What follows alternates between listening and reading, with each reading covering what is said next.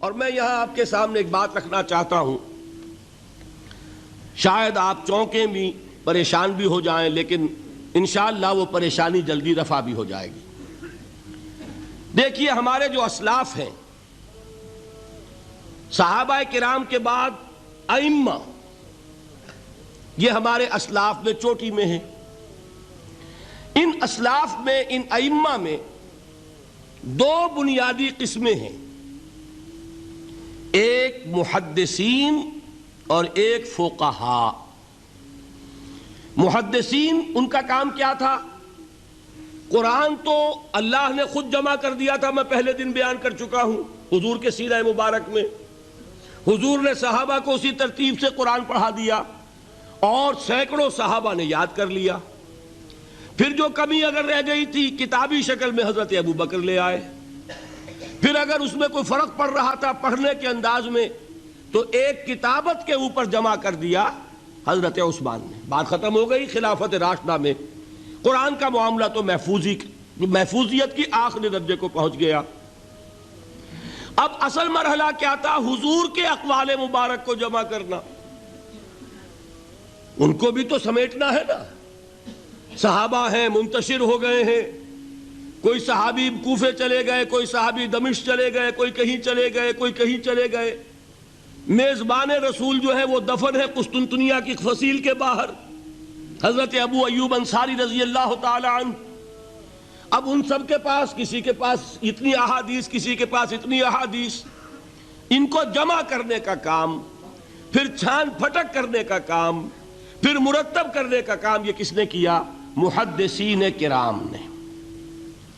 بہت بڑے محسن ہیں اس امت کے محدثین کرام، پوری زندگیاں کھپائیں۔ ایسا بھی ہوا ہے، ایک صحابی مدینے سے چلتے ہیں، ایک محدث مدینے سے چلتے ہیں، انہیں معلوم ہوتا ہے کہ ایک صحابی دمشق میں ہے، ایک حدیث وہ بیان کرتے ہیں، ذرا باریک بات ہے، سمجھ لیجئے گا۔ ان کو وہ حدیث معلوم تھی، لیکن وہ حدیث 3 راویوں کے راستے سے آ رہی تھی۔ ان کے پاس جو حدیث تھی وہ 2 راویوں کے حوالے سے تھی۔ اب وہ جاتے ہیں اور وہ بیت المقدس کا اور وہ دمشق کا سفر کرتے ہیں صرف اس حدیث کو سننے کے لیے، سواری سے اترتے بھی نہیں۔ میں نے سنا ہے آپ حضور کی یہ حدیث بیان کرتے ہیں، جی ہاں، ذرا مجھے سنا دیجئے۔ سنا دیا، ویسے ہی اپنے اونٹ کی جو ہے گردن موڑ لی کہ واپس، بھائی اترو، ٹھہرو، قیام کرو۔ نہیں، میں صرف ایک حدیث رسول تم سے سننے کے لیے آیا تھا، میں اپنے اس سفر میں کوئی اور مقصد جمع نہیں کرنا چاہتا۔ یہ کام کیا محدثین نے۔ بہرحال میں اس وقت جمع و تدوین حدیث کے موضوع پر میری گفتگو نہیں ہے، لیکن چونکہ ہمارے اس جدید دور کے فتنوں میں ایک فتنہ ہے انکار حدیث کا۔ لوگ سمجھتے ہیں جیسے کہ ڈرائنگ رومز میں بیٹھے ہوئے آرام سے کتابیں پڑھتے ہیں، شاید ایسے ہی محدثین کا کام تھا۔ انہوں نے جس طرح زندگیاں لگائی ہیں اور جس طریقے سے حدیث کو جمع کرنے کے لیے مشقتیں جھیلی ہیں، اس کا آج ہم تصور نہیں کر سکتے۔ اچھا، وہ تو محدثین کرام ہیں، ان میں بھی اب ایک کا نام نوٹ کر لیجئے، چوٹی پہ کون ہے؟ امام بخاری، امام مسلم، امام ترمذی، امام احمد ابن حنبل، امام ابن ماجہ، امام ابو داؤد، سب ہیں، لیکن چوٹی پر رئیس المحدثین کون ہے؟ امام بخاری۔ اچھا، اب تیسرا طبقہ ہے ہمارے ہاں، دوسرا، وہ ہے فقہاء۔ قرآن بھی جمع ہو گیا، حدیث بھی آ گئی، اب اس سے احکام نکالنے بھی تو ہے نا، استدلال کرنا ہے، حدیثوں کو جوڑنا ہے، قرآن کے ساتھ ان کا ربط تلاش کرنا ہے، اور پھر کوئی حکم تلاش کرنا ہے، اجتہاد کرنا ہے۔ یہ کام جنہوں نے کیا انہیں ہم کیا کہتے ہیں؟ فقہاء کرام۔ اور ان میں بہرحال جو لوگ یہاں جمع ہیں، مجھے یقین ہے کہ وہ اس بات کو تسلیم کرتے ہوں گے کہ ان میں چوٹی پر ہیں امام ابو حنیفہ رحمۃ اللہ علیہ، امام اعظم۔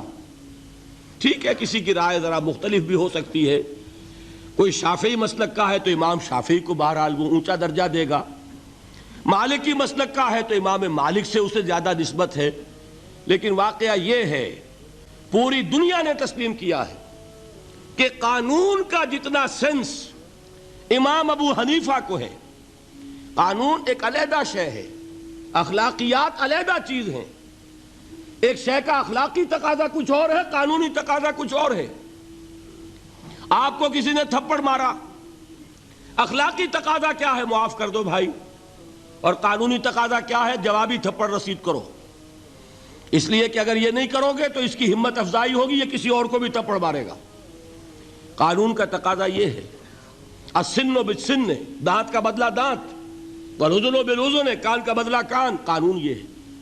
اور اخلاق کا تقاضا کیا ہے؟ وَإِن تَعْفُوا وَتَصْفَحُوا وَتَغْفِرُوا، اگر تم بخش دو، معاف کر دیا کرو، لوگوں سے درگزر کیا کرو، فَإِنَّ اللَّهَ غَفُورٌ الرحیم، تو اللہ بھی تو غفور الرحیم ہے۔ تقاضے متضاد ہو گئے کہ نہیں؟ کسی معاملے کے اخلاقی پہلو پر نظر رکھنا یہ اور مزاج ہوگا، اور کسی معاملے کے قانونی پہلو کی گہرائی میں اترنا یہ اور مزاج ہے۔ میں اپنا احساس عرض کر رہا ہوں، اور دنیا میں جو بات مانی گئی ہے کہ جس کا نام لیگل سینس ہے، قانون کا ایک فہم، اس میں دنیا کا کوئی شخص مقابلہ نہیں کر سکتا امام ابو حنیفہ کا۔ آپ صحابہ کو ان سے مستثنیٰ کر دیجئے، ظاہر بات ہے انبیاء اور رسولوں کا معاملہ نہیں ہے، تو باقی انسانی نوع انسانی کے اندر امام ابو حنیفہ کا پلے کا کوئی شخص، ان کے برابر کا کوئی شخص قانون کا فہم رکھنے والا آج تک پیدا نہیں۔ تو سید الفقہاء کون ہوئے؟ امام ابو حنیفہ۔ اور رئیس المحدثین کون ہے؟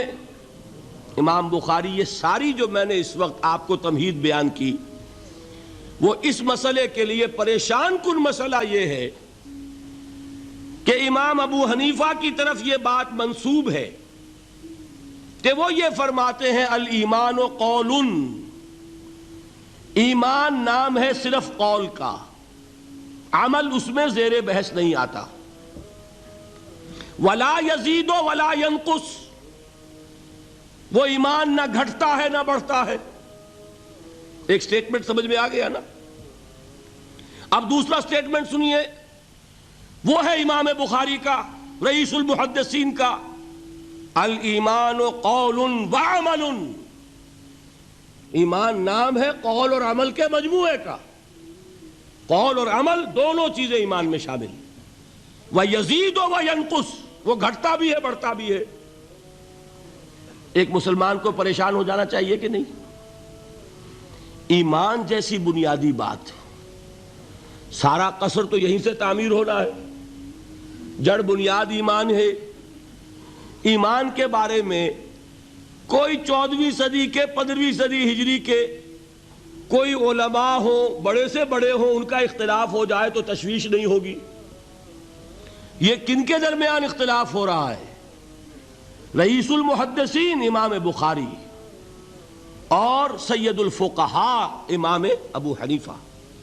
اور کتنا بنیادی اختلاف، بظاہر متضاد باتیں، بظاہر کہہ رہا ہوں میں نے کہا تھا مجھے پہلے آپ کو پریشان کرنا ہے، پھر تاکہ آپ کی سمجھ میں بات آئے یہ پریشانی رفع کیسے ہوتی ہے، اسی سے علم میں اضافہ ہوتا ہے۔ بات جو ہے وہ گہرائی کے ساتھ سمجھ میں آتی ہے کہ مسئلہ پہلے سامنے ہو۔ مسئلے کی اہمیت سامنے نہیں ہوگی تو آپ توجہ اتنی نہیں کریں گے۔ تو دیکھیے تضاد کتنا ہے، بعد المشرقین جسے کہتے ہیں ہم اپنے محاورے میں، کہ ایک مشرق کی بات ہے تو دوسری مغرب کی ہے۔ الایمان قول، نہیں، الایمان قول وعمل، تضاد ہے نا۔ لا یزید ولا ینقص، نہیں، یزید وینقص۔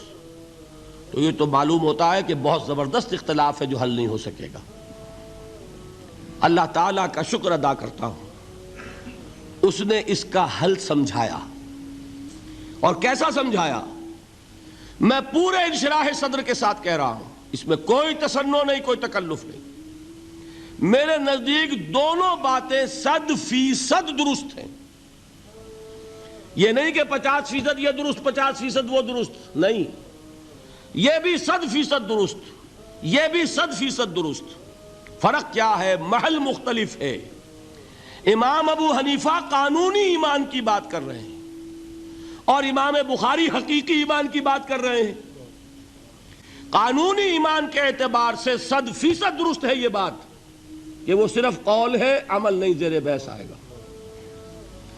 ایک شخص نماز نہیں پڑھتا کافر نہیں ہے، نماز کا منکر ہو جائے کافر، زکوٰۃ نہیں دیتا فاسق ہے، فاجر ہے، کافر نہیں ہے، زکوٰۃ کہہ دے کہ ہے ہی نہیں دین میں، کافر۔